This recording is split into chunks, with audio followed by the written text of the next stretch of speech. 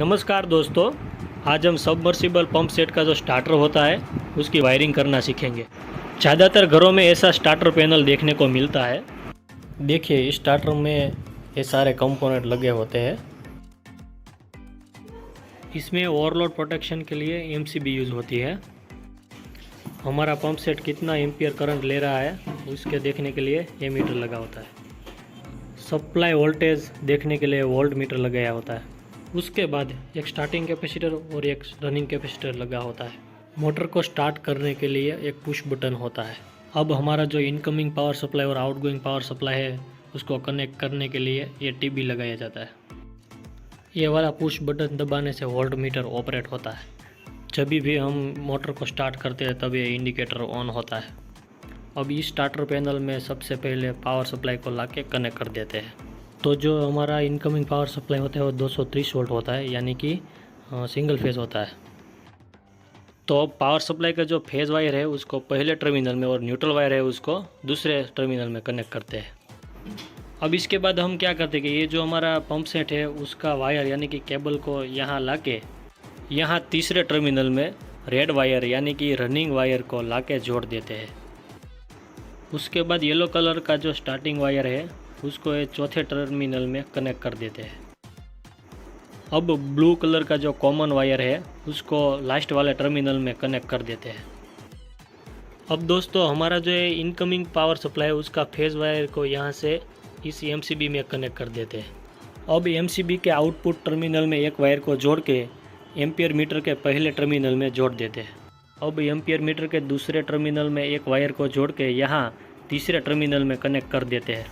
अब volt meter के connection के लिए एमसीबी के आउटपुट में एक वायर को जोड़ेंगे और वहाँ से ये जो पुश बटन है उसमें कनेक्ट करेंगे। अब पुश बटन में एक वायर का टुकड़ा जोड़ के वोल्ट मीटर तक लेके जाएंगे। वोल्ट मीटर को हमने फेस तो पहुँचा दिया, अब न्यूट्रल की बारी है। टर्मिनल बॉक्स के जो ये दूसरा टर्मिनल है वहाँ से न्यूट्रल वायर को लेके जाएंगे और वोल्ट मीटर में दे देंगे। दोस्तों, आपको ये वीडियो अच्छा लगे तो लाइक करिएगा, शेयर करिएगा और सब्सक्राइब करना मत भूलिएगा। दोस्तों, हमारा जो पंप सेट है उसको स्टार्ट करने के लिए स्टार्टिंग कैपेसिटर का यूज़ होता है, इसलिए अब हम दोनों कैपेसिटर का वायरिंग करेंगे। ये वाला फेज़ वायर से हम एक वायर को जोड़ के स्टार्टिंग पुश बटन में दे देंगे। अब पुश बटन के आउटपुट में से हम स्टार्टिंग कैपेसिटर में एक वायर को जोड़ देंगे।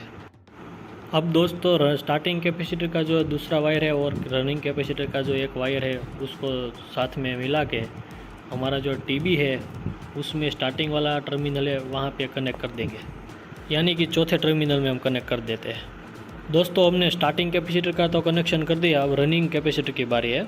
रनिंग कैपेसिटर के दूसरे वायर को हम यहाँ पे फेज़ वायर है रनिंग वायर में दिया है उसमें लगा देंगे। दोस्तों, आपके मन में एक सवाल होगा कि इसमें स्टार्टिंग और रनिंग कैपेसिटर कौन से है।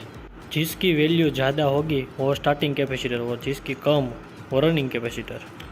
अब दोस्तों, हमने स्टार्टिंग और रनिंग की दोनों की वायरिंग तो कर दी। अब हमारा जो पंप सेट है उसका जो कॉमन वायर है उसको न्यूट्रल की ज़रूरत होती है, इसलिए अब हम न्यूट्रल की वायरिंग करते हैं। पावर सप्लाई के न्यूट्रल वायर को हम यहाँ पे लास्ट टर्मिनल में कनेक्ट कर देते हैं। अब दोस्तों, हम जब भी पंप सेट चालू करेंगे तो ये वाली जो इंडिकेटर है वो ऑन होगी, तो अब इसकी वायरिंग करते हैं। पहले उसको यहाँ से फेज़ वायर कनेक्ट करते हैं और वोल्ट मीटर में से हम न्यूट्रल वायर कनेक्ट कर देते हैं। देखिए दोस्तों, अब हमारी वायरिंग कंप्लीट हो चुकी है। आई होप कि दोस्तों आपको मेरा ये वीडियो पसंद आया होगा, इसलिए लाइक, शेयर और कमेंट और सब्सक्राइब करना मत भूलिएगा।